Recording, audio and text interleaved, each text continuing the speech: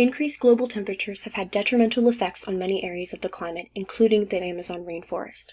According to one source, this crucial source of greenhouse gas regulation has become increasingly vulnerable to tree death, lack of rainfall, and fire as a result of rising temperatures.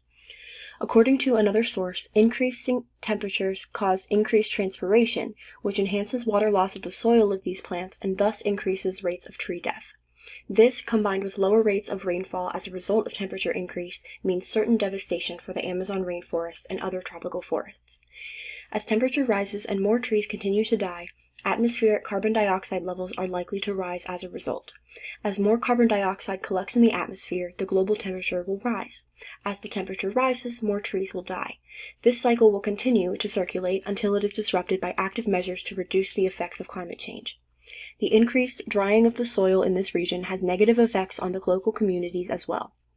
A decrease in soil moisture means the water cycle of the area is disrupted, which can lead to a decrease in water supply for surrounding communities. As we discussed in class, this can cause political unrest and drought, which leads to a whole other collection of issues for the affected communities. Luckily, there are some potential solutions to alleviating this issue.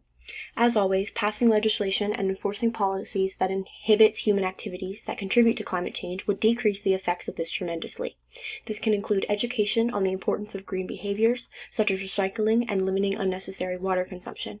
However, it is important to note that this issue is larger than just those small-scale efforts. Large corporations must do their part as well, as reversing effects like these will require significant social, political, and economic effort on a global scale.